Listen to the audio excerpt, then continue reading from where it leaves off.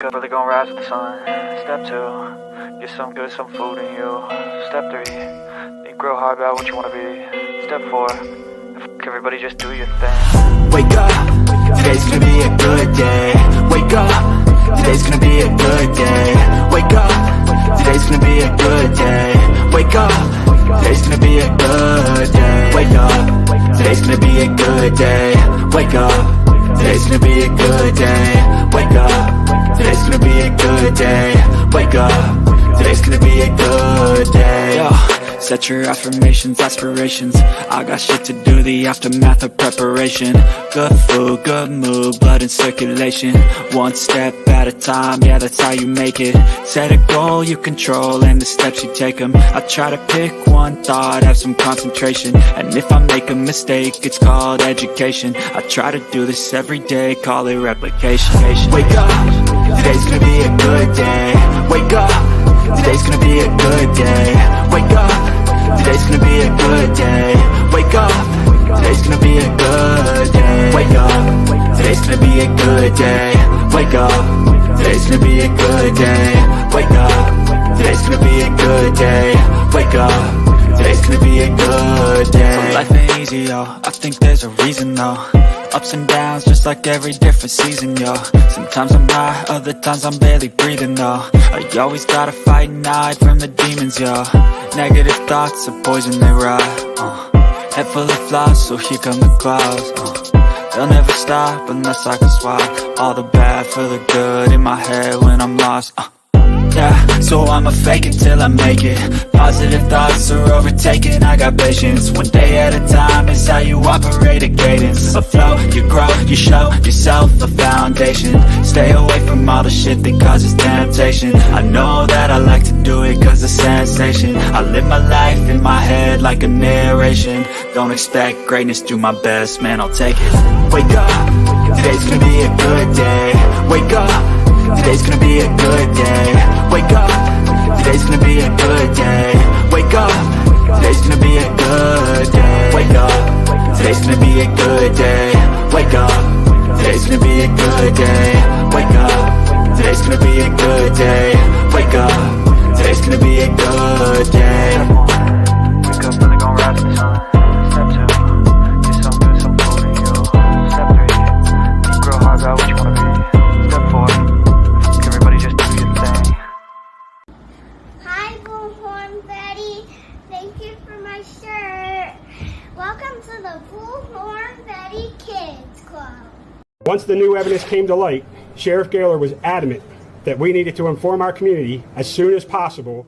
These were just a few words that the chief of police said at a press conference related to Rachel Morin, which went missing August 5th. However, she was found a day later, bludgeoned to death.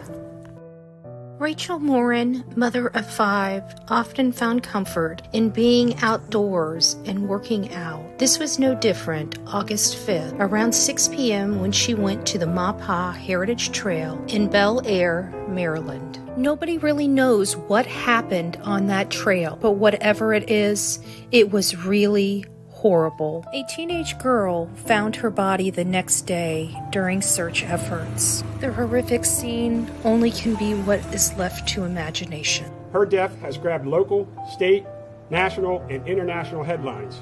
DNA was located at the scene of the crime. DNA evidence is part of nearly every modern-day investigation, and in Rachel's case, DNA evidence was collected by our Forensic Services Unit. This DNA evidence has come back as a match, tied to a home invasion and an assault of a young girl in Los Angeles this past March. This is the first time that we heard of an assailant associated with her case. Unfortunately, that suspect has not been positively identified, but he did leave behind his DNA. In the video we obtained from the Los Angeles Police Department to be the person that murdered Rachel Morin on August 5th. Rachel, mother of 5, died a brutal death. Can you help? And the tip line number is 410-836-7788. Her family has been struggling so much to find answers, and they have been met with lies after lies after lies from a lot of people that proclaim to be this young lady's friends. So This is Layla Santinello. She has been missing since June 27th, 2023, and she disappeared from Kingsport, Tennessee. Chronicles of Olivia and I went out to Kingsport, Tennessee on several different trips, searching for Layla Santinello or any information leading to her whereabouts. These are my thoughts on this case. Well, I have to be honest with you. I was hoping by now we would have found Layla. So this has been very hard. You know, we want to bring her home. We want to make sure that her family knows what happened to her, I think is really the most important. Her family has been struggling so much to find answers, and they have been met with lies after lies after lies from a lot of people that proclaim to be this young lady's friends. Just like to speak to them just for a moment and just say, if you know something, say something, because her life does matter. For the family members of these people that know what happened to her, it could have been your daughter. It could have been your granddaughter. You need to ask them to stand up and speak up.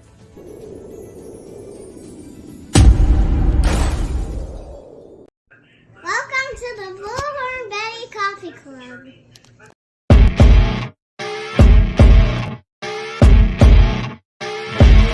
As you wake up in the morning, you want to find the latest, greatest information about criminal cases and have an intuitive conversation about the suspects associated with these cases. Head over to the Bullhorn Betty channel on YouTube.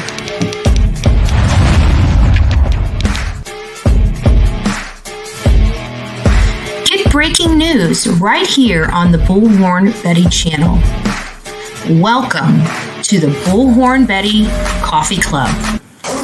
Enjoy your stay and enjoy your day.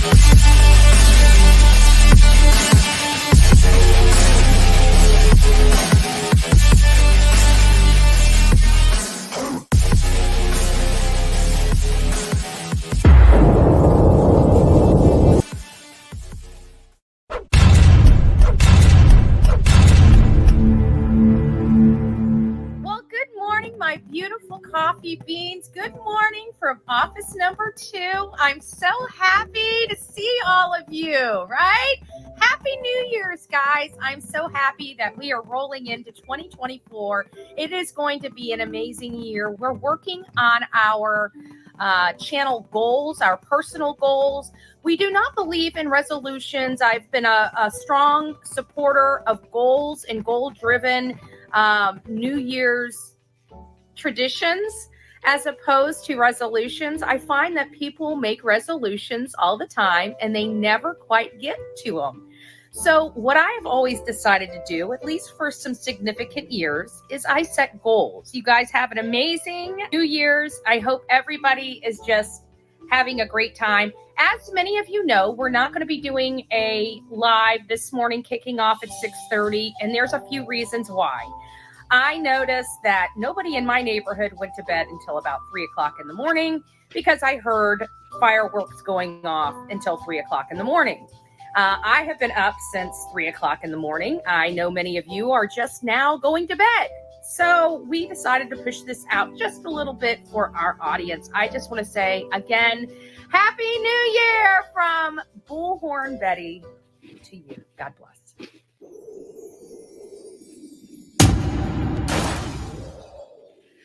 Well, good morning, my beautiful people of YouTube and X. I hope you guys are having a wonderful, wonderful New Year's so far. I don't know what time you guys went to bed, but if you were in my neighborhood, it was a really long night. I gotta say, it was a really long night. I don't know how people that can hear survived. I really don't, because personally for me, I got one ear, so I can literally roll over and like the whole world can explode and I'll wake up the next morning and be completely blissfully unaware. That's just how it goes.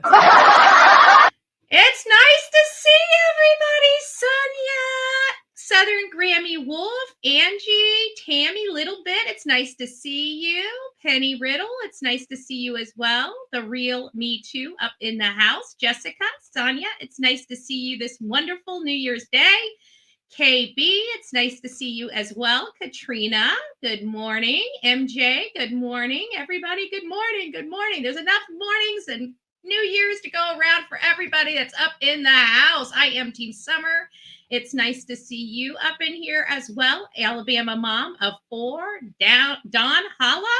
It's nice to see you. Sheila, JB's mom. Bookworm, good morning, loves. November Rain, good morning. Who else do we have? Just Debbie is in the house. Good morning, love bug. Connie Branch, I did get your message. I haven't had a chance to respond to you yet. Good morning and Happy New Year, love. I will get to you today. I promise. I promise. I shouldn't promise because I always get sidetracked and don't do what I say I'm going to do. But hey, welcome to the S show on the Bullhorn Betty channel. Angel, it's nice to see you. Teresa, good morning. Good morning. Good morning. It's me. Jen is up in the house. She's clawing and scratching. She's like, I got too much time on my hands. Shannon, it's nice to see you. Miss Chat, it's nice to see you as well. Who else do we have? James, good morning. Good morning. I'm always wanting to say good afternoon. I think it's because we're off. We didn't start at 6:30 and it throws everybody off. Sweet Misery, good morning, love. Good morning. We did the additional interview with Ashley. If you hadn't had an opportunity to go see that, I had a lot of stuff going on. I didn't have a chance to advertise it. So if you guys want to go over there and see the documents and listen to more information, please do so. Please do so.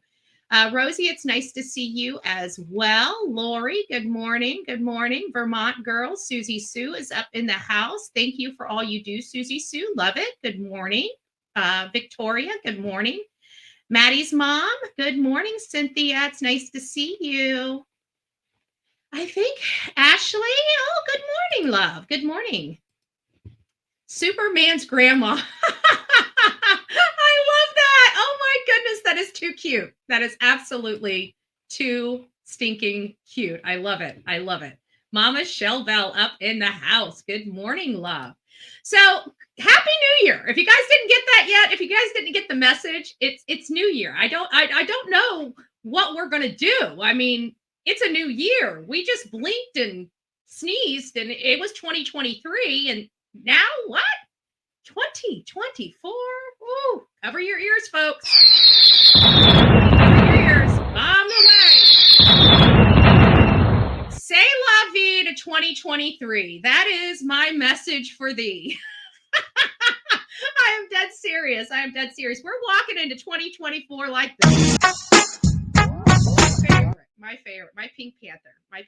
Before we get too far into this show, we're going to be talking about some topics that I, have to assume are pretty sensitive in nature. Okay. I mean, we're going to be talking. I know that a lot of people have mixed feelings about this case with Savanah Soto and Matt Guerra.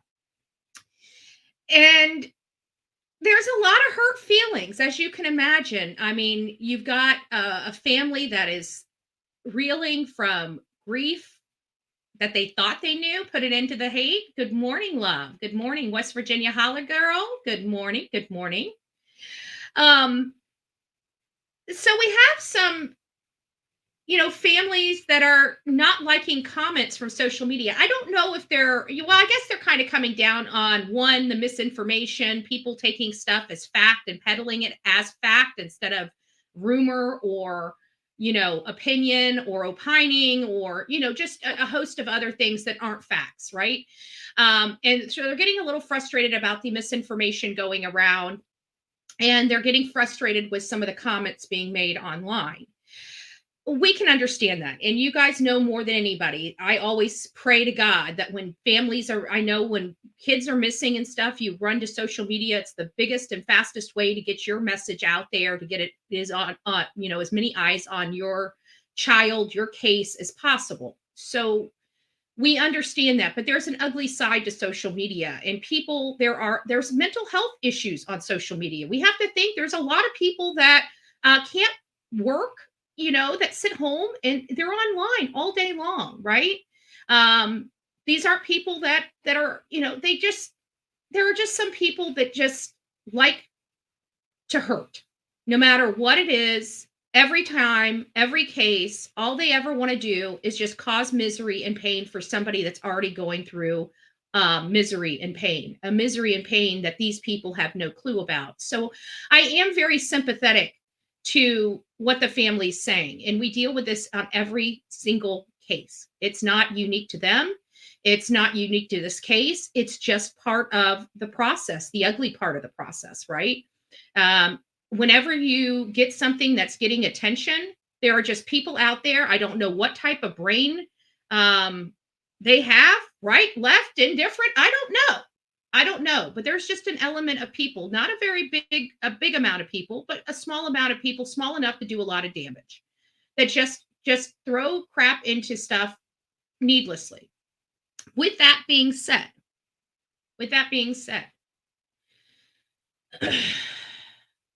whenever you have a case where there's murder or anything like that, I recommend, this is just my recommendation, you have a point person in the family to field social media.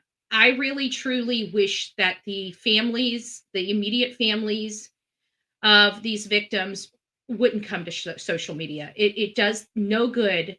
And all it does is just, it's so hurtful. We see it. We get hurt by some of the comments that we see, you know, especially like one of the things that I had a problem with was Jennifer Santinello being beat up because I chose to go help her when nobody else would get off their asses to help.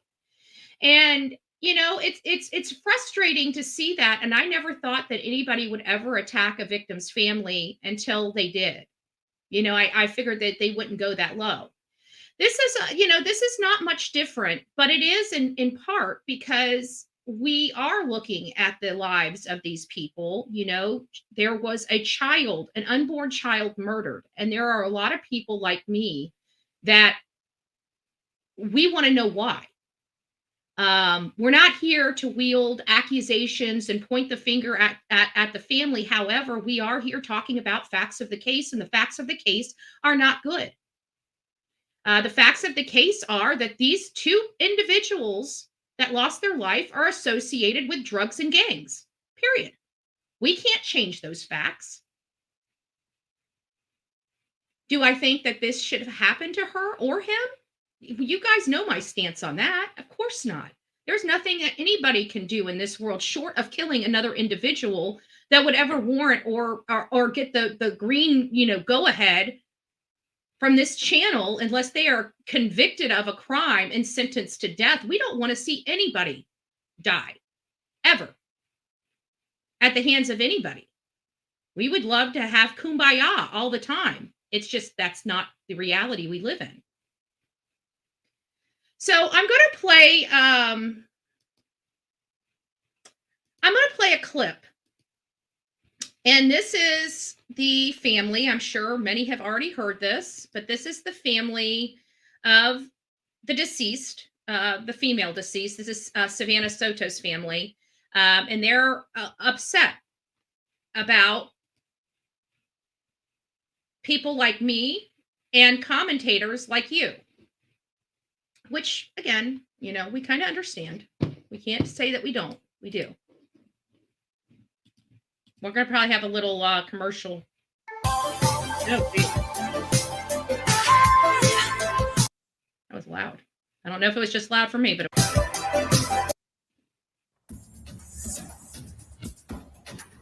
Good evening. San Antonio police continue their capital murder investigation into the deaths of a young couple and their unborn child. The bodies of 18-year-old Savanah Soto and 22-year-old Matthew Guerra were found the day after Christmas. The father of Matthew Guerra told us police did not find any guns or cell phones in the car where the bodies were discovered.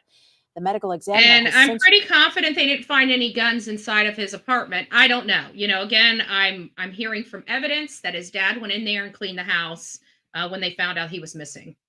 Just FYI. Ruled the deaths as homicides. And police have recently released videos of two persons of interest. The video shows a man driving a dark pickup truck described by police as a Chevy Silverado with a bed cover, and another person driving Guerra's Kia Optima. Chief. That was new information that we did not realize at the time. And just to let you know, you can clearly, from this angle, even though we're not even zoomed in on it, you can clearly see the Chevy emblem on the back of this truck. So I just want to make sure that everybody understands this is a Chevy Silverado, not an F-150. So I can see clearly the Chevrolet emblem on the back of that truck. But the new information is this truck is not an open bed. It has a hard cover. Now, granted, that cover can be easily removed and making it back to an open back truck. So we're not going to really pay, but that was just new information that we didn't hear previously, is that it had the bed of the truck had a truck cover over it.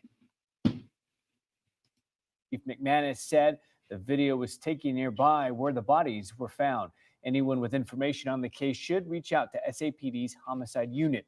Meanwhile, the family of Savanah Soto says they were upset with social media comments about Savannah and Guerra. And they're also asking the public to quit playing detective and let the police do their job so justice can come swiftly.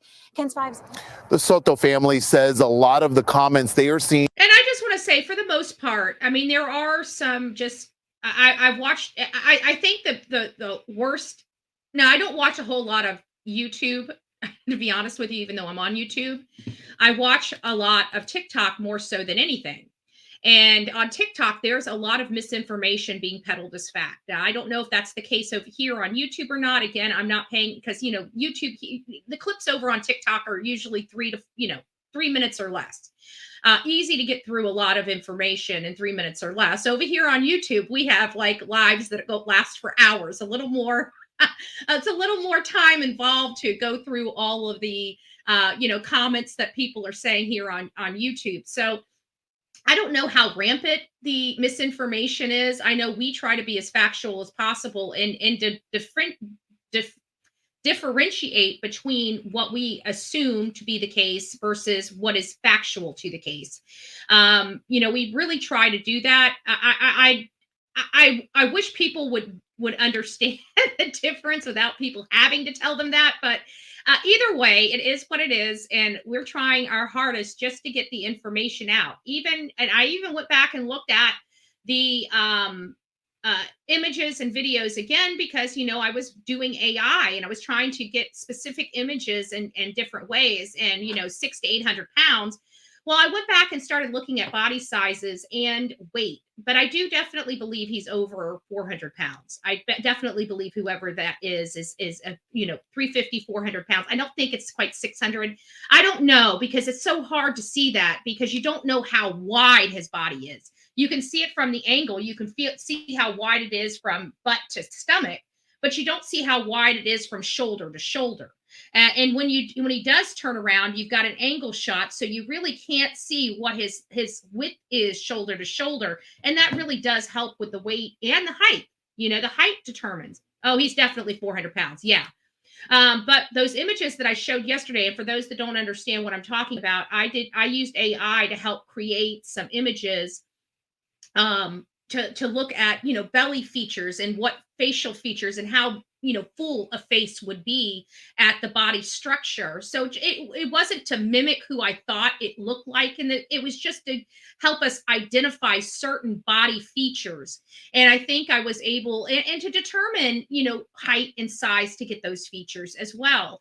And that's where AI and reality still don't bode together too well. But we were able to get the images, but it took a lot of creative words to get the images that we got. I'll just leave it at that. It's a long story. And maybe one day we'll go through the class of text to image. I'm just learning it myself, but I was thankful I was able to get the images that I was really trying to get out of AI. This is just a machine generating this. You type in words and it generates it. It's kind of cool. On social media are hurtful, and they want it to stop. They also say there are a lot of people sharing false information about the investigation. It's not 100%, and we just ask that you just, don't share it. Like, all you're doing is slowing down the process.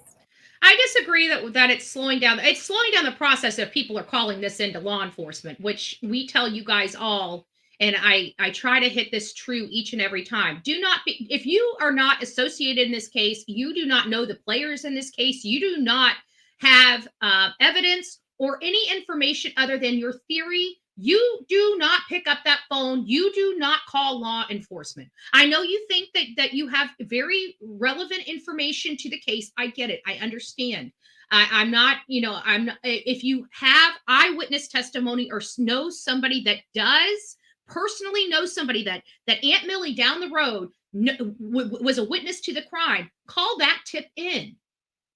But if it's like, oh, well, have you guys thought about getting a helicopter and flying over this area? Please, please, please don't waste their time, guys. Okay, we got to be reasonable here. I don't think it's anybody from our channel. As a matter of fact, I can almost guarantee it's not anybody from our channel. But in all fairness, how many people are going to watch this that might be doing this stuff? And so I'm just trying to challenge everybody, please, if you do not have real, authentic evidence and information relevant to the case, do not call your theories into law enforcement. I know you're trying to be helpful, but I can promise you, you are doing exactly the opposite of helping. The family of Savanah Soto say they are trying to grieve in peace, but say false statements on social media are upsetting. And it's very upsetting, not just to me, to my family, but to my son. I just wish that people would just stop and let the police or detectives do their job, do it the right way, so we can get justice for my granddaughter. Savannah's Aunt Valerie Mendoza says with everyone trying to play detective and making false accusations is not helpful. That's not helping us. Like, I've already removed myself from a lot of social media because of it. Everybody has negative comments, and she wasn't innocent. They weren't, See, they're acknowledging this. This is the problem that I'm just trying to notate. They understand that what we're saying is true. They just don't want to hear it. And I'm sorry, we did not put them in this situation. I'm very sympathetic for this family. Everybody knows that nobody would want an unborn child to be injured in any way, shape, or form. I don't care what they did. That child was innocent. And as far as I'm concerned, outside of having guns and being hard and being out there, these kids did absolutely nothing wrong. I mean, in the grand scheme of things, yeah, they were selling drugs. Yeah, they were being heathens out there in the streets. Okay, I get it. Okay, I get that. But what did they really do? They weren't burglarizing people. They weren't robbing people. They weren't killing people. I mean, in the grand scheme of things, if you really look at it, they really didn't do a whole lot wrong. They did a lot of knucklehead stuff that got them in a whole bunch of stuff. But this is the problem, though. And this is kind of where it sounds insensitive. And I'm going to take what Cinema Shotgun, I said what his name is, Shotgun Cinema or Cinema Shotgun, whatever his name is. Hold on, what is his name? Cinema Shotgun, Shogun. Cinema Shogun. Okay, sorry. Cinema Shogun. I'm going to take some statements from his, and the statements from his is if I've got to be the asshole, then I've got to be the asshole. The bottom line is these people, they had a wake-up call a long time ago, right? A year ago when a 15-year-old member of their family was gunned down. Now, whatever the details of that, again, I'm trying to be as sympathetic as possible, but, I feel for this family. But this illusion that they didn't know what they were involved in, or they didn't know what their kids were doing. And, they had a wake-up call a year ago when one of their family members got gunned down. They could have moved. They could have relocated their family. They could have started changing and making changes in their life for the better, for their family, so they didn't have to go through this again. This idea that we're just not supposed to talk about gang violence that are taking these young kids off the street because it hurts some family members' feelings, unfortunately, that's not, I feel for them. But, and I don't want people to think that because they live this lifestyle, they deserve this to happen to them, because nobody deserves this. But in all the same sense, how it's falling a little on deaf ears, in my opinion, to come here and blame social media. Because let's face it, social media did not do this to your family. They didn't do this to your family a year ago. They didn't do this to your family today. Social media is out there trying to help your family and trying to advocate for your family and trying to find the people that are responsible for doing this to your family. Despite the, people putting their own lives in danger, releasing information to help your family. We did not cause this gang problem. This gang problem was yours and yours alone to have.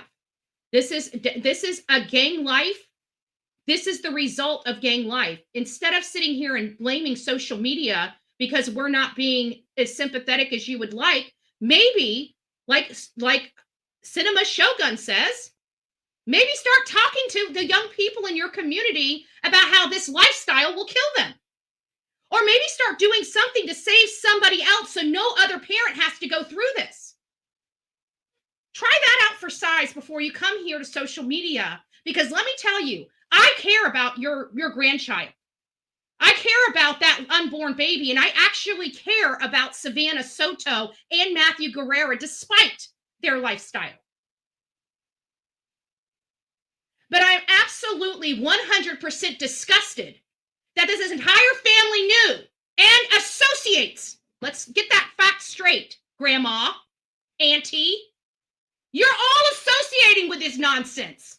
So before you come here to social media blaming the people here at social media, please start helping save somebody else. Because I can honestly tell you, for me, this is not a case I want to cover. I can guarantee for a lot of people here on social media that is covering this case, we don't want to cover this. Let me tell you guys another smart fact. The only reason why I'm not sitting there right now doing this on boots on the ground is because their community terrifies the shit out of me. That's why I'm not there in person. It's literally an 18-hour drive, which I've done 1,000 times. We could have been there at that vigil, but quite frankly, I don't feel like putting my life in jeopardy to cover this story. So let's clear the air about, the comments and stuff, where let's just break it down. I feel it's too dangerous for me to go out there and cover this case in person. That's a problem. So again, I'm sorry that this girl has lost her life, and I'm sorry Fabian is not going to be able to meet the world. But let me just be very, very ultra clear. It's not me. It's not the commentators, nor is it anybody else here on social media that did this. And I understand the need of wanting your privacy and wanting your time to grieve. We here on social media, we don't get to grieve until the assailant is locked up. But don't think, and granted, we're not in the pain that you're in, and I understand that. But please don't be so critical of the people here on social media and acting like we don't give a damn. Because I promise you, we do. We care a lot. And we want to know what kind of monster could do this to your daughter, your niece, your granddaughter. And we will continue that fight despite of the commentary coming from the family. Again, we have to respect their feelings. I can't imagine, no matter, and think of it like this, guys, and I really do want to put this in perspective. No matter what they lived, okay? No matter what kind of lifestyle they lived. Gangs or no gangs. Gangs or no gangs. They didn't deserve this. Gotta love some of these websites. So maybe we could all take a little lesson from this. Maybe we could. And maybe this is a great opportunity for us to say, we support this family, even when the victims aren't perfect, because let's face it, who out here in this world are perfect? I can tell you I made horrible decisions that almost lost me my life. That I can honestly sit here and tell you right now as a true hardcore fact. I lived in a lifestyle, not this lifestyle. Something similar, but not this. There were only a few times that I literally feared for my life, not on a daily basis. And I got to tell you, it's hard to talk about this because we're trying to be sympathetic. We can't even imagine what this family has to be going through, the pain, the agony. I mean, it was a precious baby. If anybody's heart doesn't get wrapped up in that, I don't know what kind of human being you are, you know? So we have to be sympathetic, but I in my good conscience and in who I am as a human being, I can't sit here and be deceitful to my audience in an effort to paint somebody's family member in a better light. I'm sorry. The bottom line is these two children, and I'm going to call them children because that's what they were. They made a lot of poor and bad decisions with the support of their family. And let me repeat that again. They made a lot of poor and bad decisions with the support of their family. Now, you can say I'm misinformed and I'm spreading misinformation, but those are the facts of the case. And again, I didn't do those. I'm still going to advocate for the victims. We're still going to be putting up stuff to help try to locate the assailant. But you guys also know that I look at the behavior of law enforcement in a situation like this, and law enforcement has gotten dead silent. There's not a whole lot of information coming out about this case. That's a good thing. Okay. It's a good thing. It means they're working and they've got a good handle on what's going on, and they probably know who the key players are. And that's why they're not asking for, involvement. This is going to be, outside of some upcoming and breaking news, I'm not going to be covering Savannah Soto and Matthew Guerra, because in all fairness, I do think we are going to still keep investigating this case, and I'm going to do my searches every day, but there's no point in talking about a case that has no new information coming up on it. We don't manufacture information. We don't need 1,000 talking points. There's literally 1,000 cases out there. What we do is we start advocating for a new case. When new information comes out about this case, we inform our audience. We're not going to go on a 2-week diatribe about every single element about this case. The bottom line is that it could only be one of a few motives, means, and opportunities. It's either drugs, gang, dispute, or the fight at the court, which still goes back to the gang. Either way you look at it, something terrible happened to these kids. It seems so strategic because it was literally hours before they were going to be delivering their child. I'm going to go here. I think this is where, hold on. Yes, this is right here. This is where I think this is where cinema, Shogun, really, I think he said it better than me, because, I'm just kind of an upfront, very just blunt person. Some people have a better song and dance, better bedside manner, right? I'm not a doctor. I don't need bedside manner, I'm kind of a person that's just like, this is the stuff. Here you go. Believe it, don't believe it. Let's move on, right? But some people have a better way of explaining things that don't sound so mean, right? Because Bullhorn Betty's mean. Wow. Right? So I'm going to turn it over to Shogun and see what he has to say, because I think he says it better in a situation like this. So I'm turning the floor over to Cinema. Turning the floor over to Cinema. Let's see what he's got to say. Usual story. Oh, yeah, they had a troubled past, but they were getting better. They were on the right track. We can sit here and we can put this energy into pretending that these victims are total angels. Like Savannah and Matthew's family, they can sit here and pretend like these two individuals were total angels. They can put their energy into that, or they can put their energy into warning other young individuals not to end up like Matthew and Savannah.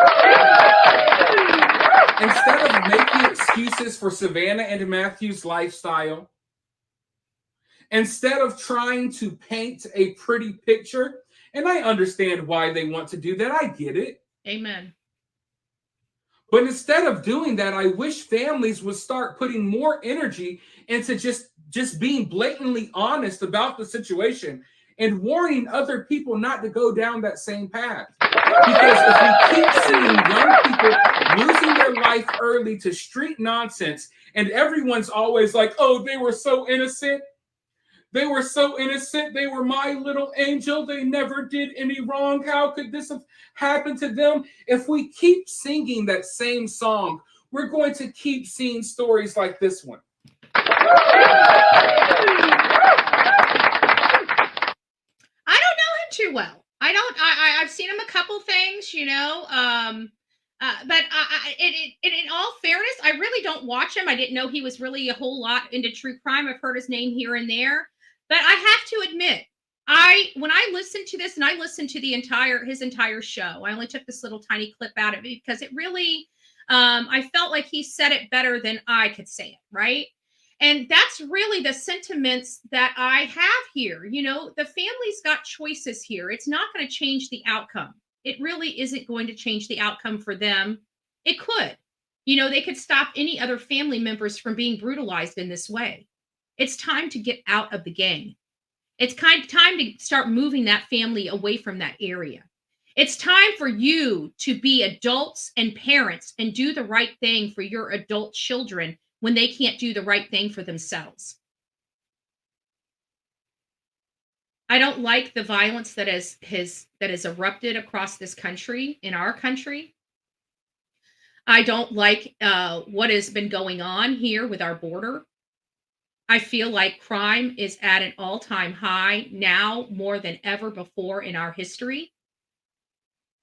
And I got to think that all of these things have a reason as to why our country is in the disarray that it is in.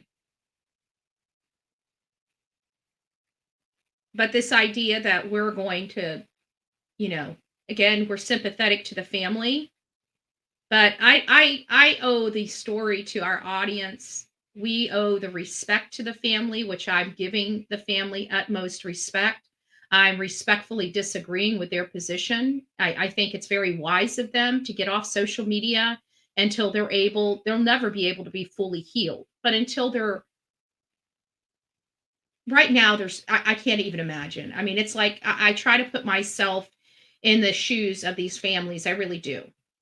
And so I know that some of the commentary that comes out of my mouth can be hurtful. You know, you're dealing with a very highly emotional subject. I mean, somebody lost their life and family members are having to hear how their loved one lost their life. You know, it's a horrible, horrible situation, but this is life and you have to protect yourself from things that are perceived horrible to you. So it's always my suggestion, and I said this at the beginning of our show, that families get off social media when something like this happens.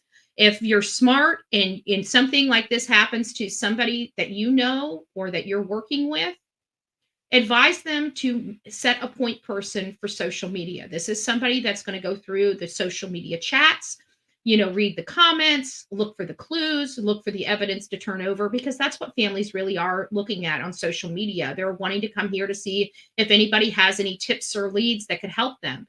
And when they come here, they start seeing people being critical of the situation, be critical of who they think may have done it, be critical of a lot of different things. So it can be very, very hurtful, especially in a hypersensitive and hyper emotional individual like somebody that has just lost somebody they care deeply about.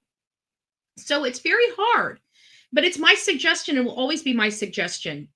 Take the person, the direct person, if it's mom and dad or a significant, take them off social media. They don't need to be on social media. It does them no good. Social media is a good tool to utilize, but not when you're in that condition. Let somebody else do that work for them.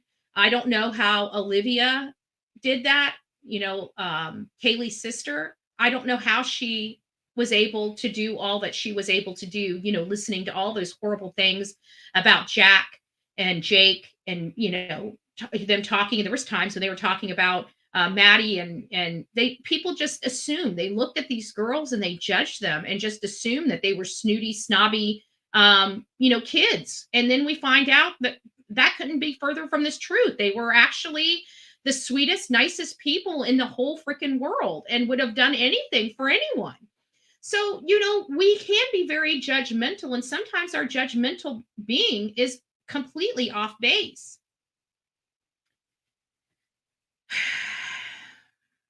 I feel bad for this family.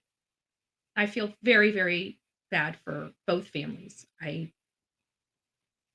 This has got to be some of the worst news. And let me just tell you guys, just because you do bad stuff, like they were selling drugs, even if their whole entire family was selling drugs and their whole entire family is affiliated with the gang, they still have a heart.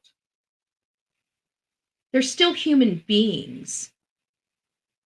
They still just lost an entire family.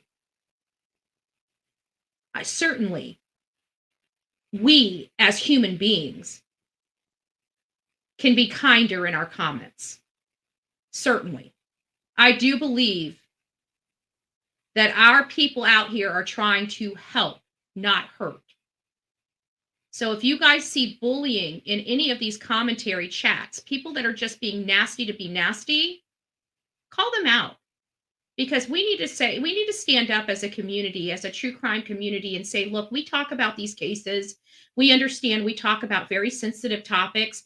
We try to do it respectfully. However, you know what? Just like anybody else, we get passionate about issues. But we need to keep it here. We don't need to be reaching out. If you see a family member commenting and you disagree with them, let it pass. Why engage with somebody that's hurting so bad? It just seems like you're adding insult to injury, gas to the fire. We have to have some boundaries for ourselves, some limitations we put on ourselves as commentators, right? People that comment on these cases. You guys have to decide for yourself, what kind of comment person do you want to be? Do you want to always be that antagonistic person? Or do you want to just be able to say what you mean what you say, and don't say it mean? There's a lot of, and this happens over and over again. This is, we're using this as an example for this case because I think this case is a great example for it, because we don't have the best of, I shouldn't say the best. I'm sure these people were, good people. They did a lot of stuff. When I was their age, 20 something, I was 10 foot tall and bulletproof myself. I sold drugs to pay for my own drug habits. So I understand these things. Okay. I understand, not to this degree. I'm not saying I understand their specific situation, but what I'm trying to say is I understand some of this, a little bit of this. And I understand how hard this is for family. Do you think my mom wants to acknowledge that she had a daughter that went to jail? Do you think my mom and my family want to acknowledge that I had this horrible drug and just authority issue? Do you think it's easy for my family to embrace that lifestyle of me? Of course not. It took a lot of conversations. It took a lot of my family feeling embarrassed of me talking about my personal business on a platform such as this, right? But they also learned that that was part of my healing process, was to help others. Some people, they want to sweep stuff under the rug. They don't want to acknowledge what's really going on. And I can kind of understand that. They have the whole world in their private life. They have the whole world knowing that their daughter and son were slinging drugs and being, hellions on the road. I think what's hurting them the most is I think they feel that we as social media believe that these kids deserved it. I can tell you, at least for me, I don't know about these other creators, but I don't think these kids deserve this at all. I don't think anything that they could have done short of murdering somebody should have ever resulted in this kind of retaliation against them for whatever reason. I'm going to call it retaliation, whether it's a drug deal, a gang deal, a girlfriend deal. It's retaliatory in nature. So we're going to say retaliatory. Okay. I don't think any of this should have happened. If anybody loses their life or is put to death, I want it to be the responsibility of our government, and I want it to go through a judicial process, and I want somebody to have their due process rights. These kids did not have that. They were executed and thrown away like trash and dumped by another woman. Dumped by another woman. I may not be the baddest bee in the world, but I'm telling you, I'd like to see that girl.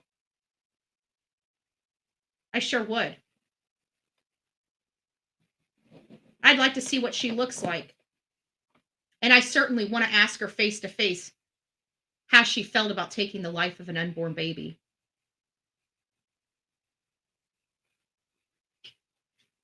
Does she have nightmares of seeing Savannah there in that seat?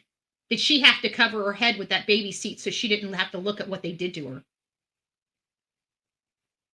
I would get in that she might be a gang member and a bad bee, but I'd get in that girl's head. I'd get in that girl's head like there was no tomorrow. I would mind F the you know what out of her. I don't get it.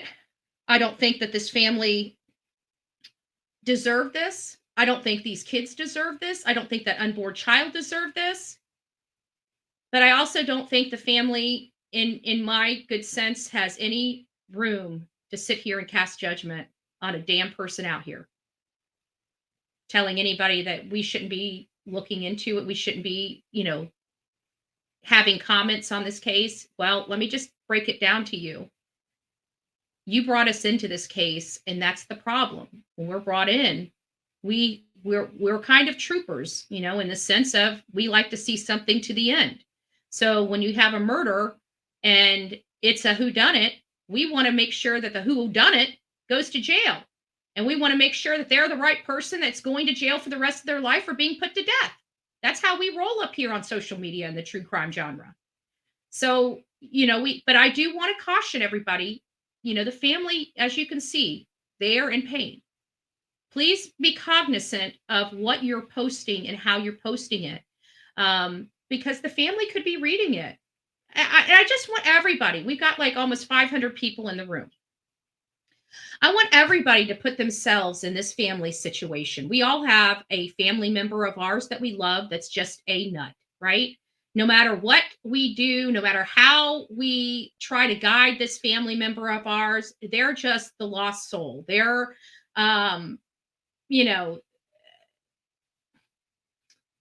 just the black sheep, okay? They're just the black sheep. We all have that in our family. If something happened to our family member, do you think that, especially if they're murdered through, with violence like this, certainly we can all put ourselves in a position of how painful that has to be on a family. Many of us are looking at our own grandchildren right now, right? Probably changing a diaper because our kids are at work. Looking at our child right now, our grandchild, and understanding the pain of this family not being able to have their grandson after waiting so long to meet him. Certainly, us as human beings can understand how painful that must be. Certainly we do. So while you guys see me, I'm very passionate about my opinions here on my channel. What you don't see me doing is going out there and making sure that this family knows that I don't like their daughter or don't like their son, or, say horrible things to make them in more pain than they're already in. Trust me, the pain that this family is in right now, they don't need anybody to add to it. While we talk about these cases, all I'm going to simply say is please be cognizant of what you post. We are on a campaign for no cyberbullying, no harassment, no nothing, right? We don't like that. Do I think that's what's happening to them? In part, possibly because of the law of large numbers. Not that it's coming from a specific person or intentional. I just think this case is a national case. It blew up very quickly. It's got a lot of attention. And it's got an executed unborn child involved in the story. And I'm sorry, but it causes a lot of passionate responses from women primarily, especially women that perceive that this child was put into danger and nobody was looking or even perceived it as danger until it was too late, which is, again, is what gets a lot of us a little hot under the collar. We need to respect the family no matter how we feel about the family, because they are going through some of the worst pain that we can only imagine. Some of the people in my chat right now have lived through this very pain, and they understand how horrible of a pain it is. We, as a human being, don't need to be adding to that for the family. You want to talk about the case? Let's talk about the case. You want to provide some information on it? Let's do that. But let's leave the victim shaming to other people. We're not victim shaming here. We're talking fact. The fact is that these kids were involved in gangs and drugs, and that gangs and drugs may have been what took them out. Those are the facts of the case. Do we know that for a fact right now? Nobody knows anything for a fact. I don't know it. News doesn't know it. The family doesn't know it. Nobody knows what law enforcement has but law enforcement. What I can tell you is I'm going off experience, and I have to believe, based upon our experience, they know who is responsible for this, or they've already interviewed or already has the name of the person believed to be responsible or people believed to be responsible. The streets talk. Somebody is going to be in trouble and needs out of a jam. The streets talk. And here's something else. If you're in San Antonio and you know something about this case and you got an active charge on you, it's time to call your public defender and say, hey, it's time to make a deal with the state. Nobody has to know. Nobody has to know a damn thing. That's what confidentiality agreements are, and keeping your mouth shut does for you. Go make a deal. Tell them what they need to know, and let's get these animals behind bars. Because let's face it, no matter who these people are, even if they're your friends, you see what they're capable of. They could switch on you in a heartbeat and do the same thing to you and your family, and you know it just as well as I do. All right, so that's, I do want to go over some more things. I spent an hour talking about my feelings on this whole thing. Do I feel bad for the Soto and Guerra family? I absolutely do. But I think at this point, crying about how people perceive Matt and Savannah, I think they should have been looking at those issues long before we got to this point. And I have to, again, agree with Cinema Shogun that, maybe if they put this much energy into trying to get them out of this lifestyle, we might not even be here at this moment. As insensitive as that sounds, I understand some of these things, but you know what? The truth is the truth. And sometimes the truth hurts people's feelings. And I'm not going to sit here and kowtow to reduce the impact of the truth because of somebody else's feelings. I'm unwilling to do that here on this channel. You're going to have to get a thicker skin or not be involved. That's just the name of the game. We can't have a whole bunch of people out here with all these emotional issues trying to talk about true crime. It doesn't work. So this is what really enraged me. This is I found it. I don't know if you guys remember me talking about this message yesterday on yesterday's show. It was yesterday afternoon. I think it was the 4:30 one. It says many people in the Facebook group seem to agree Matthew wasn't just to blame. She should be accountable for staying with him and continuously going back. I hate the word she should be accountable for staying with him. Trust me, everybody's been accountable for what their lifestyle. We've got 3 bodies in the morgue, including an unborn baby. Trust me, I think everybody's accountable at this point. This right here is the stuff that really, I think that maybe a little more sensitivity in this would have been better. Okay. So it's, and not only that, but in a domestic violence situation, we know that it's not just the violence and walking away. It's the mental the mental stuff that goes along with being in a DV relationship, the psychological stuff that keeps you there, the invisible chains that keep you going back. Keep going back. This is somebody that wrote this, in my opinion, is somebody that's not in a domestic violence situation. I could be wrong. But it says, personally, I think it's awful. She put her and her baby's life at risk by sticking around, but she was also young, pregnant, and hormonal. And she had been with this guy since she was 15, from what I've heard. So he was all she knew. I wish they both had a strong support system to help them get away from that lifestyle. And that's it. This family, it comes back, unfortunately, to their family that knew this was going on, and to them. Where was the tenacity to make sure that this didn't happen to their family again after her brother met his demise with gun violence? He was murdered,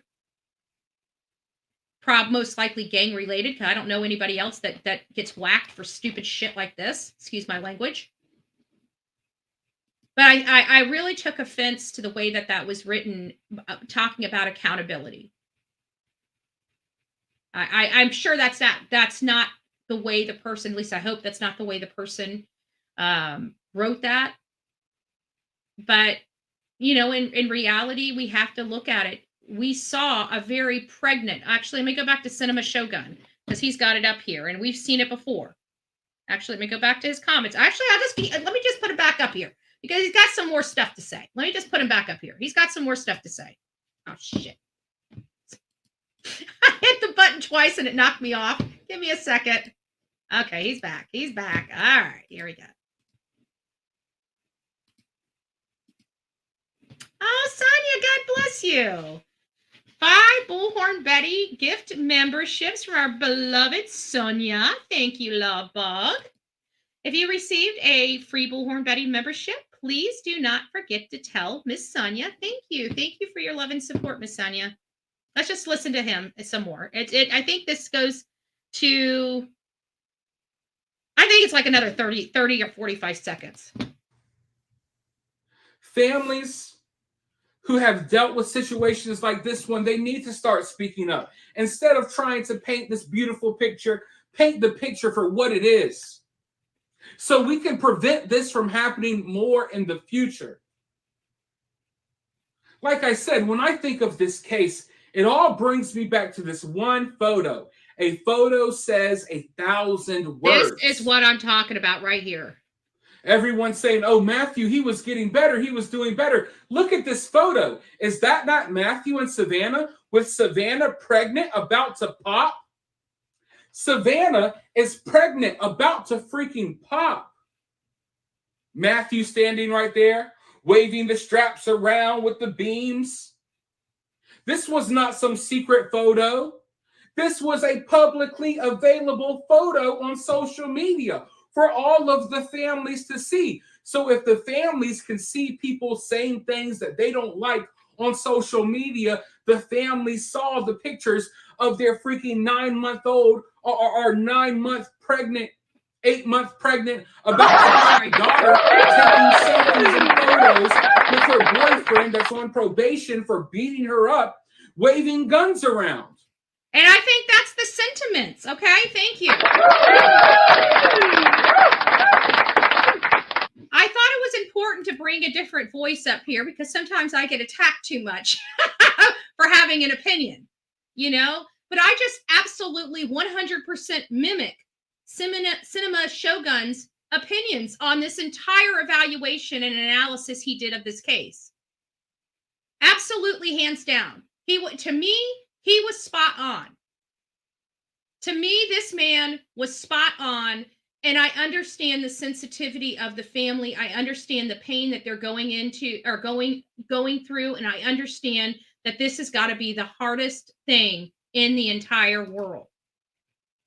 I didn't clip enough for it to even make a difference honest with you, but that's why I do it on YouTube, so we don't have any issues with that.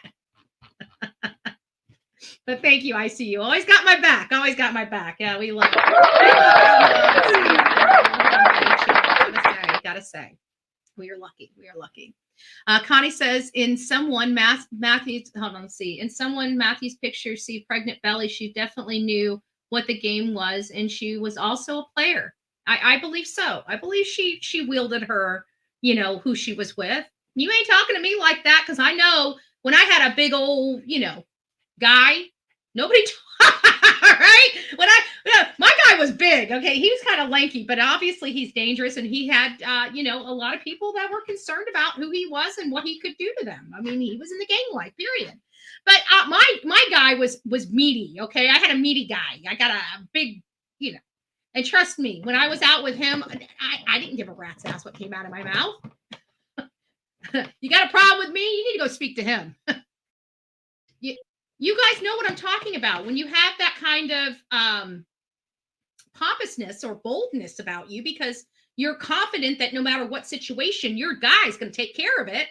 You have this emboldeningness about you that you just kind of exude, and you kind of have your head up, and you feel more powerful than everybody else around you.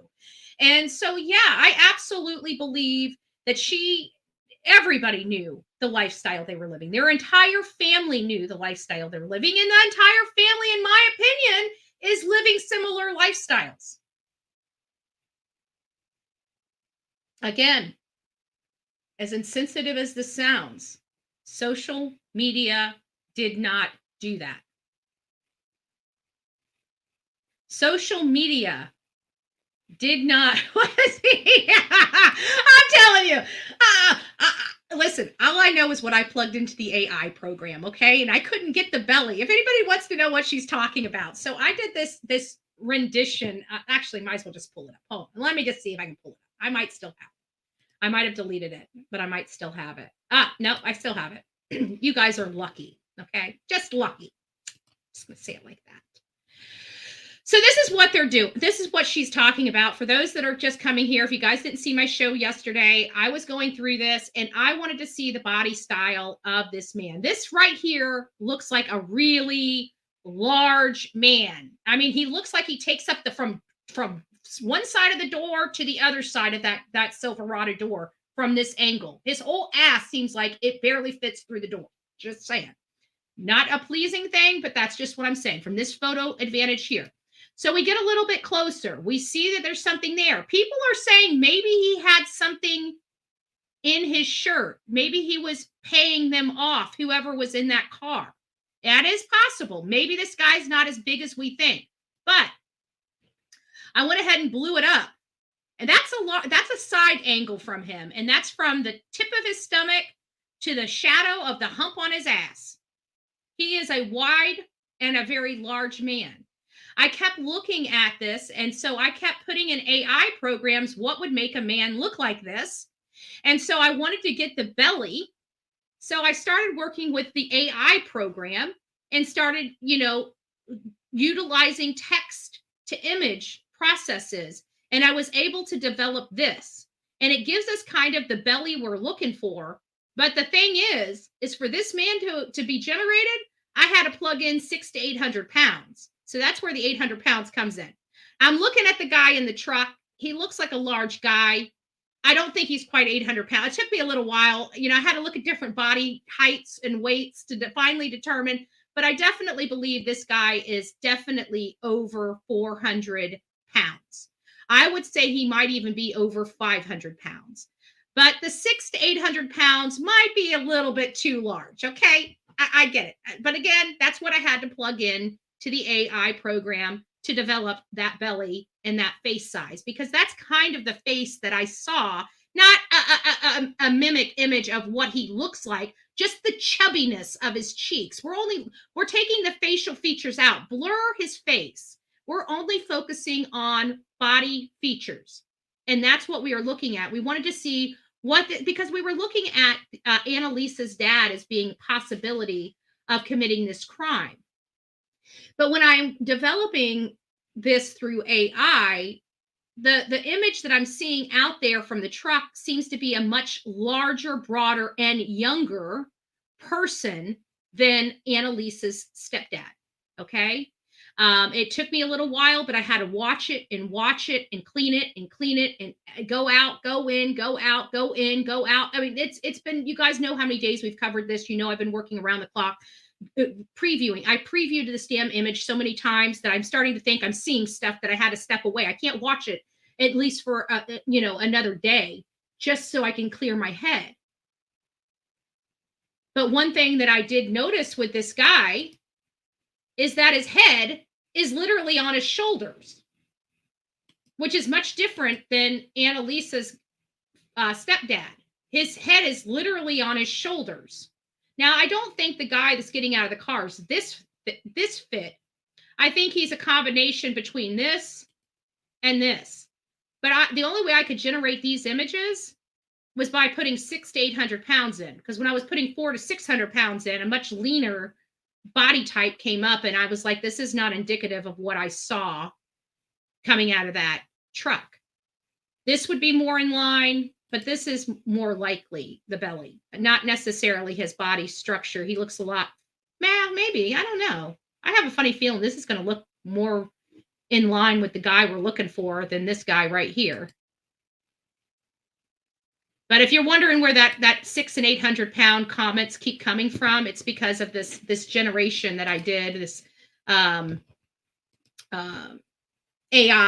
You know, I was playing with AI, just seeing what I think it helped. I really think it helped. It was interesting. I didn't know if it would work. The Nutty Professor. That would probably be more in line with an 800 pound person. I don't think the guy that got out of the truck was that big, but who knows? Who knows? We can't see him. It's so far away that we can't, you know, we just can't. 350. I think 350 pounds is too light, because I've seen, I don't know if you guys ever heard of, oh hell, Steven. His name's Steven's, what was his name? Megahawk? Hold on. Megahawk. I can't remember his name. Stephen Davis. That's it. I knew it. Stephen Davis. Let me pull this guy up here. This guy here. He's a big guy, too. He's a big guy. Friend of mine. I should say an acquaintance of mine. That's what I should say. That'd be more accurate. An acquaintance of mine. There's Megahawk right there, right? Big guy. Big, meaty guy, right? That dude right there is 250 pounds. Okay? I know that for a fact because I asked him. I thought he was like 350, because again, my weight that's all muscle. Yep, I get it. But he's a big guy that's 250 pounds. And that might be muscle, but you're saying that this other guy getting out of the truck's only 100 pounds larger than him. And I got to say, I don't think so. He's 250 pounds right there. That's Megahawk. Stephen Davis. Nice guy, too. His girlfriend's real sweet as well. It's one of those things, you know, whenever I'm in politics, you know, I've been in politics for so many years, that I've learned over time, especially with the politicians. I always want to go and talk to the politicians. I want to talk to them about my feelings, you know, on certain topics and subjects like that. And I'm at a lot of events, you know, related to dinners and, you know, just stuff. And I've learned, you know, with these politicians, and he's not a politician. He's more like a social guy, like kind of like us, but he's much well known, like Benny, the Benny Show. Anyways, one of the things that you learn is the women, especially if it's the men and vice versa, if the woman's in politics versus the guy, you always want to talk to the significant other. And the reason why you do that is because the significant other is basically the third wheel wherever that their politician or their person goes. So you're always left holding the camera. You're always left taking the picture with, you know, of your spouse with somebody else. So I've always, you know, over my years of being in politics, I make the spouse get in the picture with me. And I always say hi to them and always, you know, go up and chat with them. I always make them first before I make their significant other first, because the significant other is always first, right? And so it really does help, it makes them feel a lot more comfortable and more open, which is what we want, and we have and it always works out because we have a good rapport. For example, Dan Bongino, his wife is always in the back. You never see his wife, she's always in the back.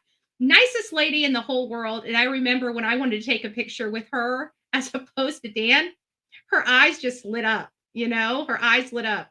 And it's just, just being kind to another person, and they're going through a lot. And trust me, those spouses, they deal with a lot more than their politician significant other has to deal with in most cases. So always remember, when you're at an event, always say hi and tell the spouse thank you for their service as well.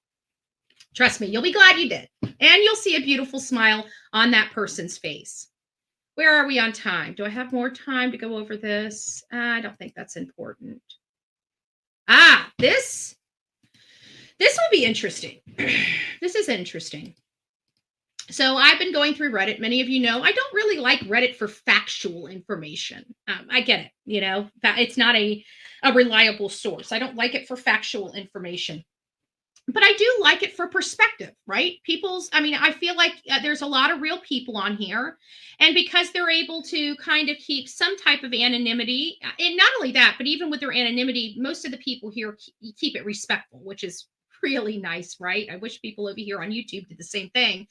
But they typically keep it pretty respectful. So I really do like their perspective. And this is one. And it says, well, after I was told by an officer at work, I work for the county, the reason it's being described as perplexing is because the boyfriend was apparently mutilated. I was told Savannah did indeed have a gunshot wound, but the boyfriend was in horrible shape, which leads many of us to think maybe this was a hit or some sort of retaliation on the boyfriend for something possibly gang related. And Savannah, unfortunately, was in the wrong place with him at the wrong time. Either way, a very sad situation. We've been hearing this whole thing about, the condition of Matthew's body, which has been leading a lot of people to feel like it really depends the type of mutilation being done to him. And Bridget, you're right. Whether it's like personal, whether it's a personal beef or, a gang beef. But with the whole mutilation, that's what really led us to believe that it was the ex-girlfriend, because there's been such a beef. Somebody even said that we're going down the wrong tree. And I'm like, are going up the wrong tree or whatever they said. And I'm like, look, every time Annalisa and her boyfriend were anywhere where Savannah and Matthew were, it was drama. It was nonstop drama. Everybody wanted to beat the crap out of everybody. So this idea that we're barking up the wrong tree is ludicrous, because they were just chased out of a nail salon, just, however long before they ended up being found deceased. So this idea that Annalisa and her boyfriend and everything like that have no dealing with this, and they're just, I just don't believe it. I still believe that they're kind of lower down on my suspect pool now than they were originally. But they're still there. I still haven't received any satisfying information that tells me they weren't responsible. So they could very well be responsible. But they're further down on my list. I have to be honest with you. I'm not really looking at Annalisa or her stepdad as much as I was. And it's because I've analyzed this video, and who I'm seeing in that video, the man is a much younger guy, a big guy. He reminds me of somebody that's more in line with a kingpin as opposed to a stepfather of a girl. And so I have to analyze that, and I have to trust my gut instinct. I feel like I've exhausted the avenue of it being Annalisa. When I saw the despicable comments coming from her boyfriend as well as her, there were still some parts in there that I believed. Like when her boyfriend said, look, we don't want anything to do with the pregnant girl. We feel bad or whatever, after he said, who gives a, flying F about that pregnant girl, blah, blah, blah. But, reality sits in, and maybe even he realized how disgusting that statement is. He had nothing to do with it. He's like, look, we had problems with her man. We didn't have problems with her, not so much so that we're going to off her like this. And I believe them. And I believe Annalisa. I believe she's a piece of garbage that pops off at the mouth and said a bunch of stupid stuff and got herself in hot water like her boyfriend did. But I don't think that they had anything to do with it. When I looked at them and I looked at their behavior, even with all the crap that coming out of their mouth, I just don't believe that they had anything to do with it. Will that change? It will change just as easily as it changed for me thinking they did it to now me thinking the mafia's got them, right? So my theories change based upon new information that comes out. New information that I'm looking at is that video with that guy. The girl getting out of the car is much taller than what I believe Annalisa is. So now the girl that could have been perceived as Annalisa is not her. And the guy that could have been perceived as her father or stepfather, it doesn't appear that that's holding water either. So now we got to move on to the other thoughts. Is this retaliation due to drugs? Is this retaliation due to gangs? Is this retaliation to do with the court hearing where that kid got beat up? All of those are now on the table, and that is the focus of where I'm going with this case. Again, I'm going to be doing some research behind the scenes. Unless we get new information on this case, I'm not going to really be running this case too much because I'm not going to start just speculating wildly on everything on here. This is a gang-related, in which we would normally do, but let me just clear this up. This is a gang-related type of situation. And I'm sorry, I don't feel like being responsible for somebody else getting whacked because I may accidentally share some information that is either true or untrue. And can you imagine if somebody got whacked because some information is being peddled around these streets that is inaccurate? Like, these are gang members. These people's lives are in danger. And as we start, going down this road, we're going to realize how nasty it's going to get. And I'm sorry, I can't be responsible for somebody losing their life because I may have speculated wrong. That's a lot of weight for somebody's shoulders, but this is the element we're dealing with this case. It's the same reason why I would not put my boots on the ground out there. It's too stinking dangerous. You guys never hear me say that on this channel, that it's too stinking dangerous. This is one of those cases for me that's too stinking dangerous. So I'm also going to be on the diatribe, or the soapbox of our creators here need to be very careful and cognizant what they are doing, especially with this case. Be smart, be reasonable, be truthful, because we are dealing with a different element that we don't understand. We're normal people. These are gangs. These deal with a whole different rule set than we do. So I'm going to caution all, and I mean all of the creators on this platform, to be very careful with what you share, what information you put out there, what witness statements you put out there, everything. Because these witnesses are no good in the ground right along with the victims. Just remember that.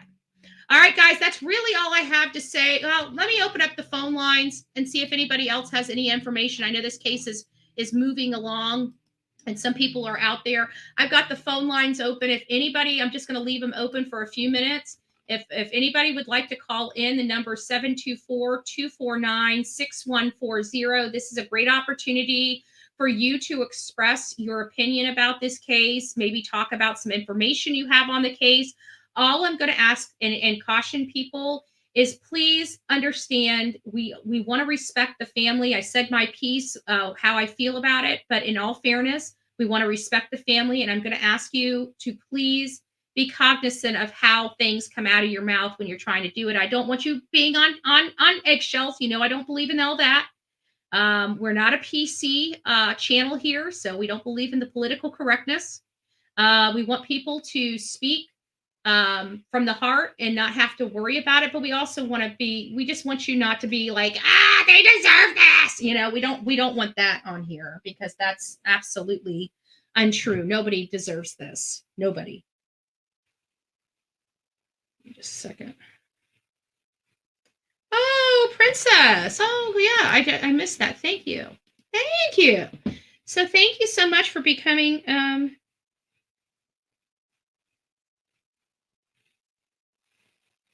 Oh. Okay. So thank you guys. Thank you. And again, Sonia, thank you for the 5 gifted. We've got gifted memberships that we're supposed to be doing, but this particular channel I don't think is eligible for those. So the other channel is, but not this one. But we'll get there. At least that's what I think. I'm unsure.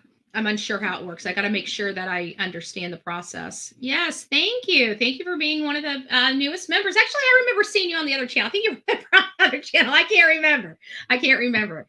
But either way. So I take it that nobody really has any comments on Savannah's case. Oh, let me change this. Hold on.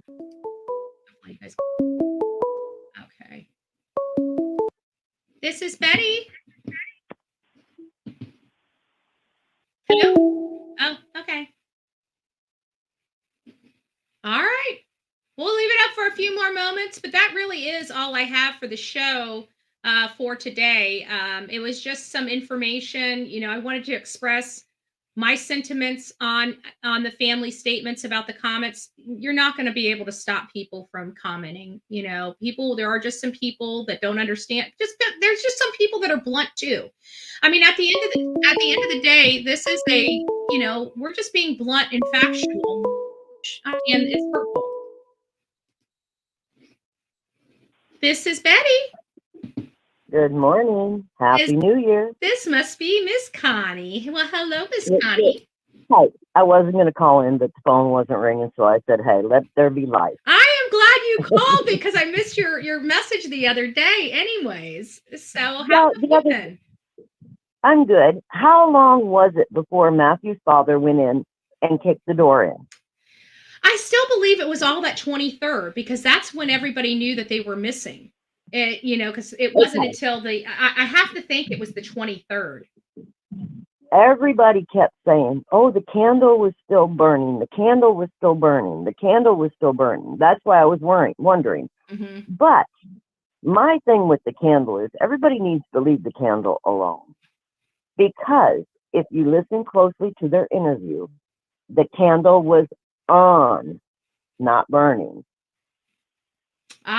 Could have been a battery operated candle. Yeah. But anyway, that's neither here nor there. I just wanted everybody to realize that they can't go based on that candle. Yeah.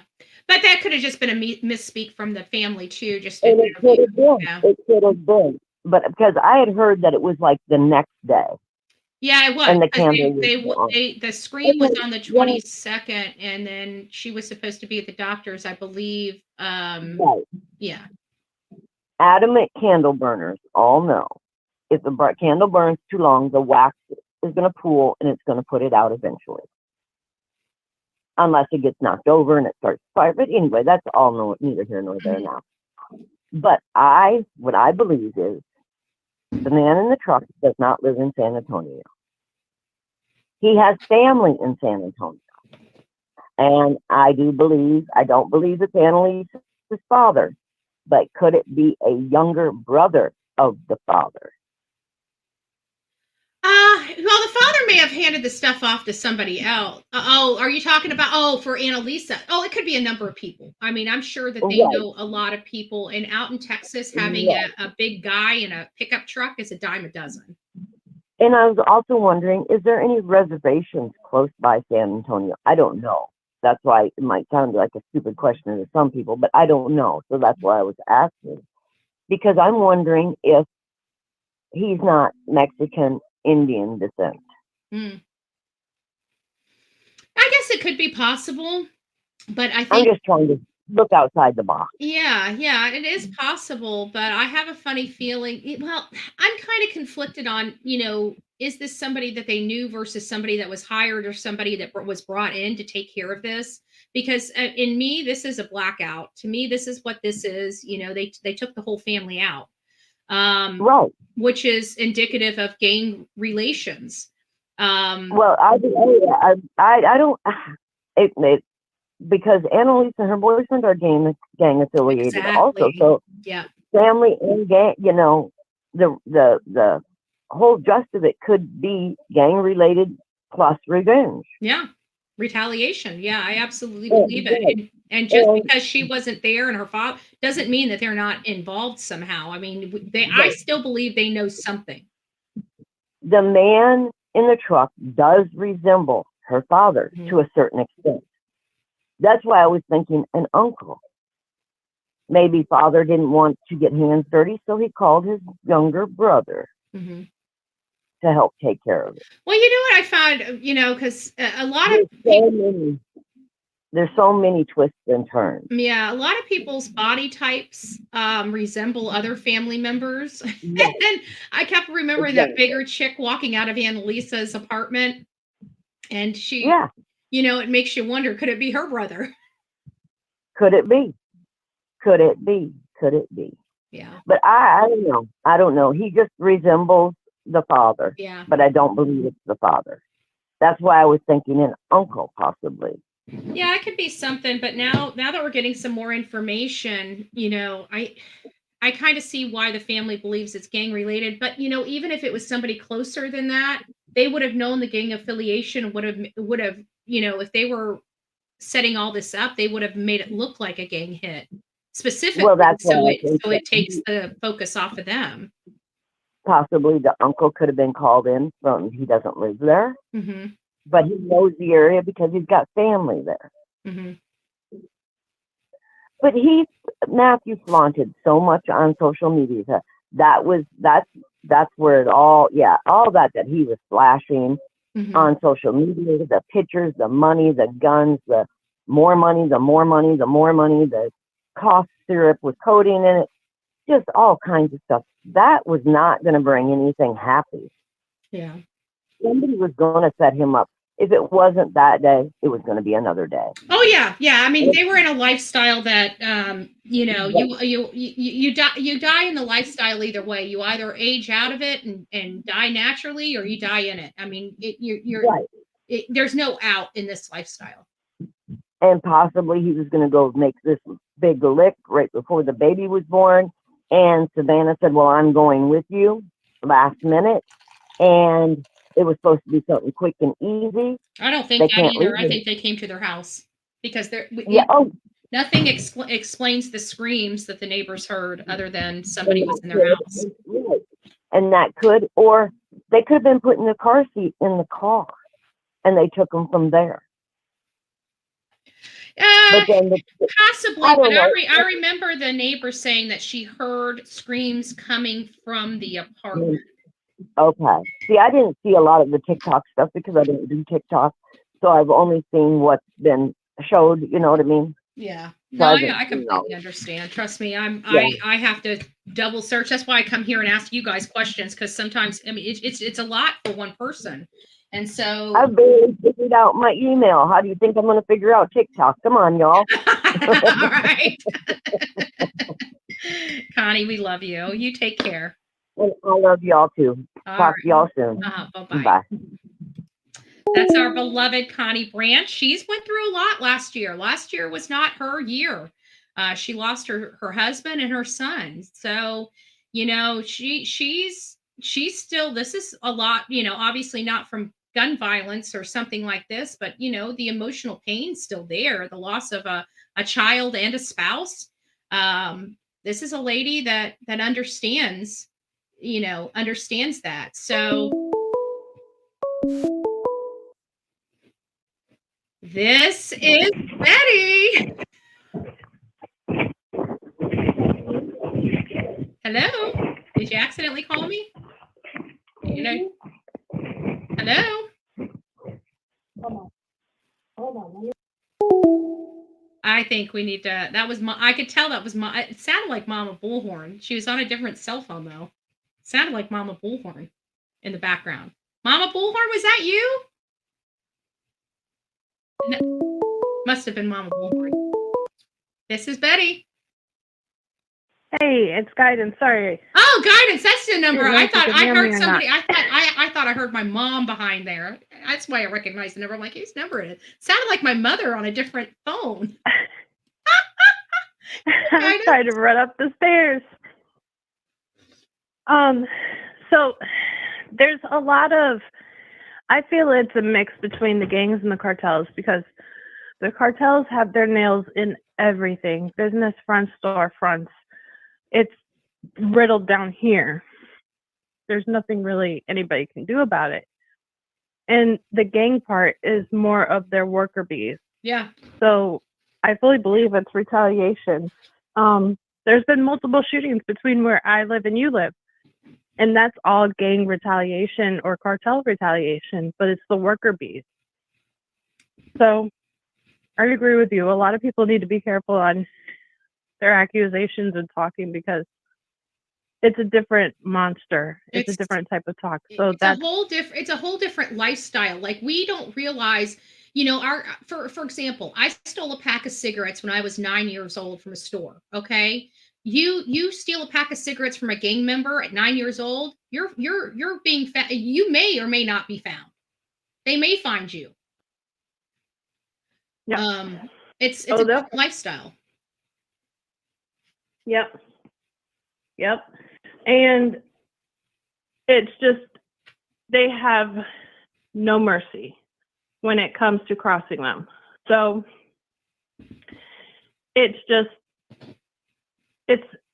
I fully believe that it was definitely retaliation because there's no way that it was somebody. To a certain extent, I think it could have been related to the Victor Rivas since he was just in court 2 months ago. Yeah. But then again, when you look at his telegram, he was not carrying light product. He was, and I don't know if you saw some major weight.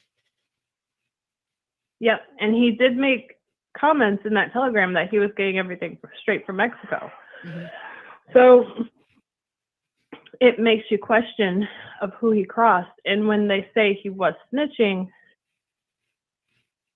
and that's the word on the street, that's the first, twins found me. That's the first, and they find it to be real, they're going to cross you in 2 seconds flat without even thinking. Yeah. But anyways, I'm going to let you go since my twins found me. Okay, well, give the twins hugs and kisses, and we'll chat soon. Will do. All right, love. On your next day off, let me know. Let's go do lunch or something. All right, love you. Bye. Love you too. Bye-bye. All right. The girl from the nail salon video said something about them being kidnapped. How did she know this? Yeah, I think they were kidnapped because it really does explain the yelling in the house. Now, there was no forced entry, but if their door was unlocked or they knew the person coming in, then yeah, you know. And this whole idea about this whole snitching thing, all it takes is a rumor. Because I can tell you there's been several cases where people were offed for snitching, and then we come to find out they weren't even working with the cops at all. Didn't go down there, wasn't working with them. They just lost their life over a freaking rumor. Well, hello, it's me too. Hello? Hello? Okay, if that was you, call me back. Call me back. I agree with the comments. Sky, what did Sky say? Mel B says killer in training, which is maybe why they had to meet up. Who knows? Just a thought. It's a good thought, you know. I mean, we know that people out there have to get their bones and stuff like that. Exactly. No way in hell this was a cartel. Actually, cartel hits make mistakes all the time, especially if they're brought in. Just because it's deemed cartel doesn't mean it's not going to be sloppy. And not only that, but actually, to be honest with you, we don't know whether this was executed out perfectly outside of one mistake that they made by stopping and wiping the car down in front of a camera that they didn't realize was there, obviously, because I doubt they would have stopped right there if they actually saw the camera in place. So how do we know that this was a sloppy job? It looked pretty clean to me. And not only that, but talk about well strategized. They didn't find the freaking car for days. Days. I don't know if it was as spunky as everybody's making it out to be. This is Betty. Hi, I don't know what happened. There you are. We can hear you. How are you I doing, think my I was love? on the other. I'm doing okay. Hanging in there. A couple of things I wanted to address with you that didn't get mentioned much. Why do you think there's been no the cops haven't put anything out looking for that Cadillac if there was a Cadillac?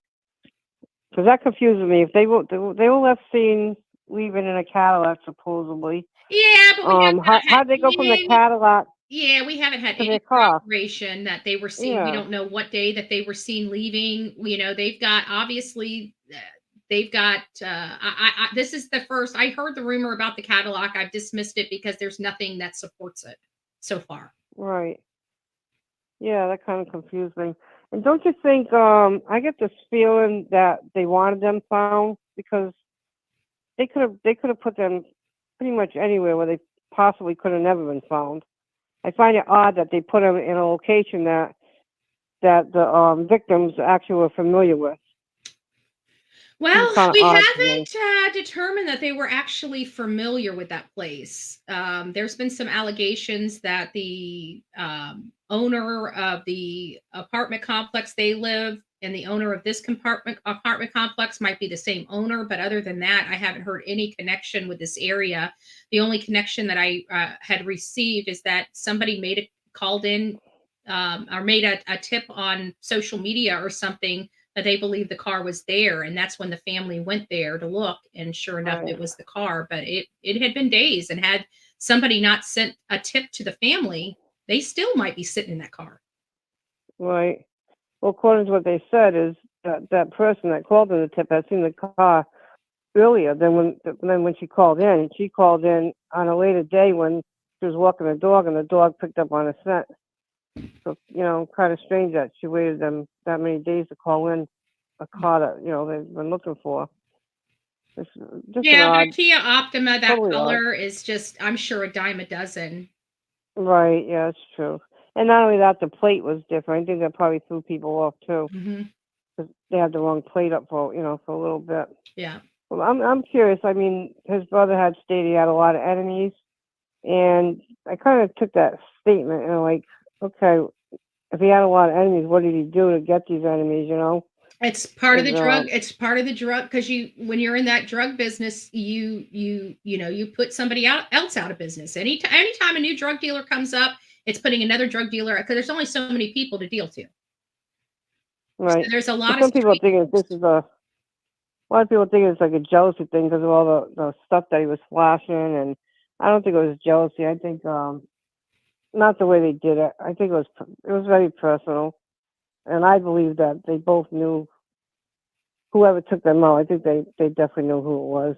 And Somebody, if I think, they were accused of snitching, even if they didn't snitch, they would know who they were right, accused of snitching on, and that would lead them again down the road of who may be responsible for the situation. right. I know I see the DA.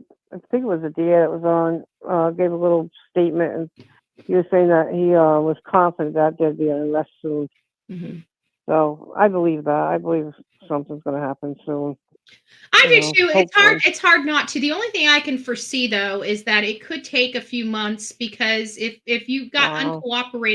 uncooperating people, because we got to go back to the first 48 hours. That's really where we see how investigations are really done by a lot of the top homicide units across this country. And when you go there, you see the processes that goes in place, especially with these gang hits. And there's a one that taught me the most about this particular scenario, and I can't remember the episode or this season or episode of it, but it was where the uncle was trying to say that the family, because the whole entire family outside of one child all lost their life. I think it was like 5 or 6 people in this home that lost their life, and the uncle that had just left the house prior to this attack said that he believed that it was a drug related and affiliated to the drug trade and something that his brother had done. And he believes that a local gang had ordered the blackout.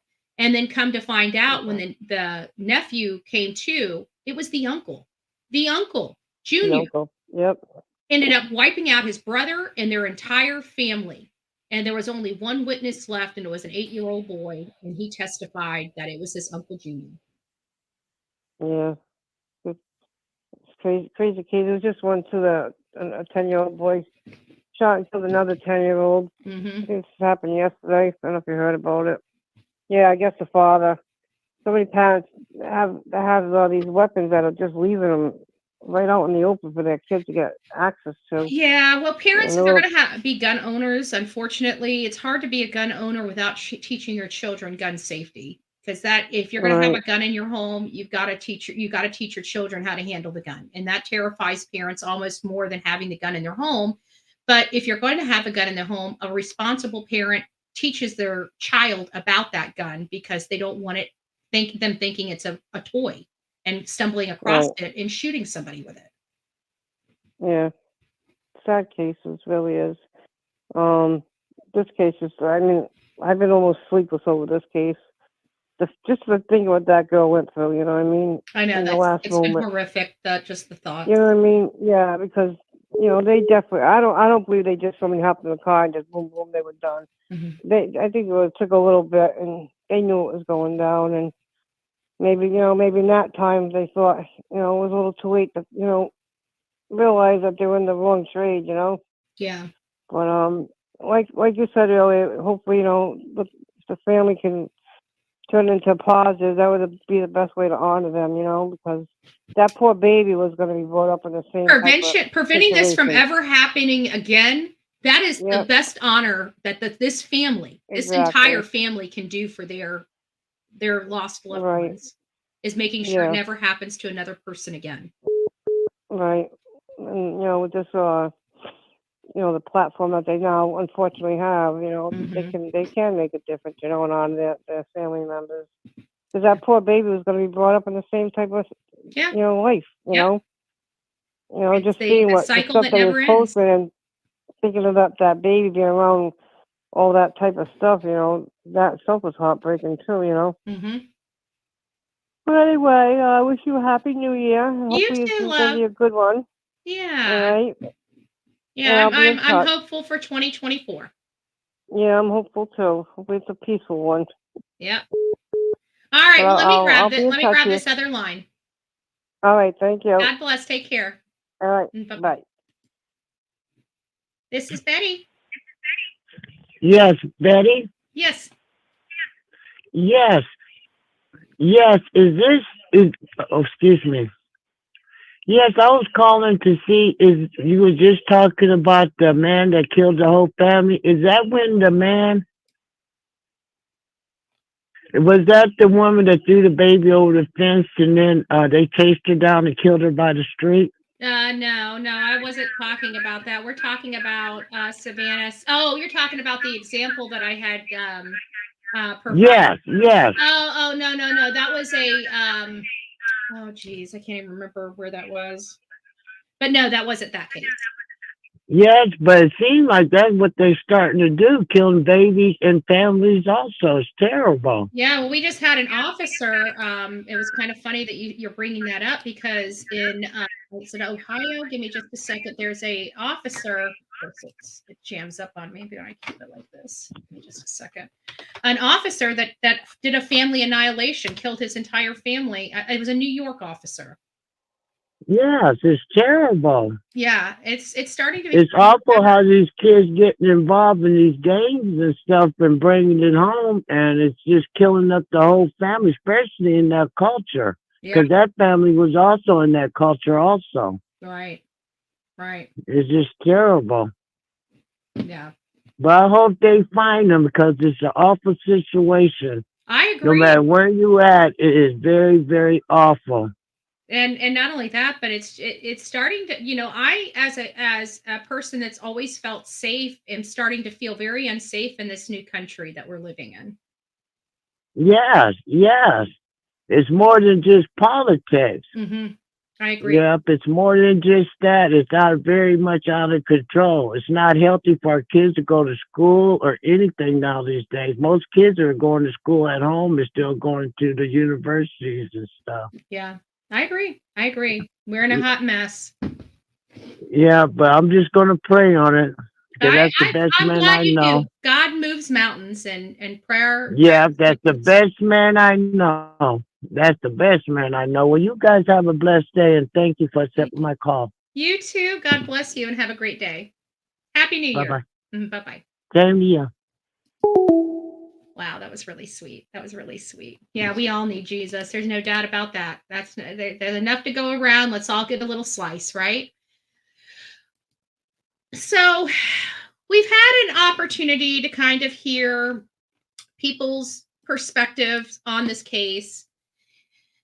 It's a very sad case. This is this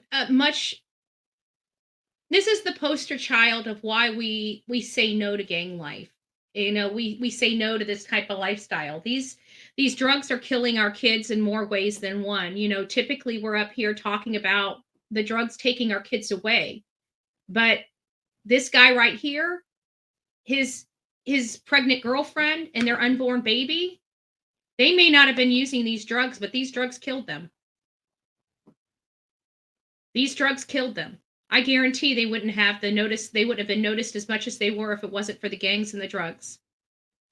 And this could be a really good and strong message. And I do pray for the families. I pray for the families of all these victims that we have, right? There's a lot of family members with these three people.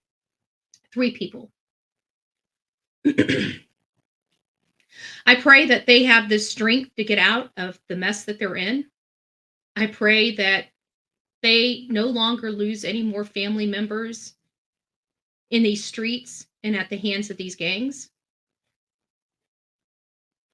I pray that they use their voice and their experience, this painful, painful, painful experience, and use it to uplift other people and use it to save other people. They have a good platform right now. This family has an amazing platform right now. The whole world is looking at them. They have an opportunity right now to help save other people. And I pray to God they don't squander that opportunity. Because the pain that they're going through right now, maybe they can help eliminate that pain, that possible pain coming to the future as someone near and dear to them.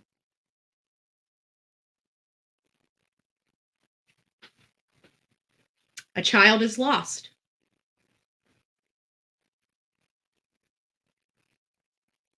We don't know what that child's life would have been. Child could have been in the drugs and in the streets and in the gangs, wreaking havoc across this country when he got a little older. We don't know. He also could have been the one person that broke the chains of his family. He never had an opportunity to even try. So this afternoon, we're just going to pray for the family. We're going to pray for their strength. We're going to pray that they find some peace in their heart and in their minds.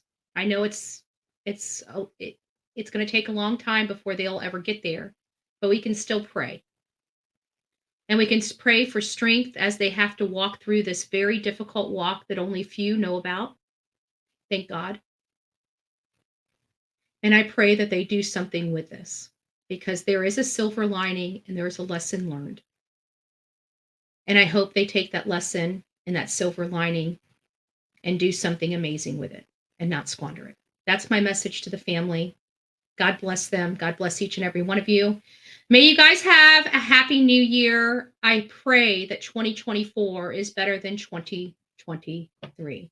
God bless each and every one of you guys. Don't forget to be fearless. If you see something, say something. An ounce of prevention is worth a pound of cure. And as we learned in this segment, please be kind to one another in the comment boxes. Please be cognizant that family members of these people that have been injured, missing, or deceased have feelings. They are human beings, and they're reading these comments.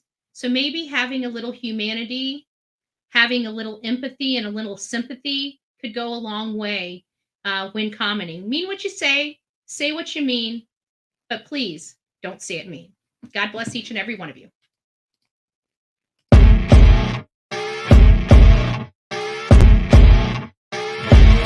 As you wake up in the morning, you want to find the latest, greatest information about criminal cases and have an intuitive conversation about the suspects associated with these cases.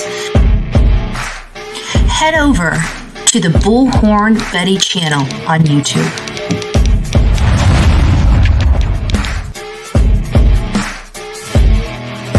Get breaking news right here on the Bullhorn Betty channel. Welcome to the Bullhorn Betty Coffee Club. Enjoy your stay and enjoy your day.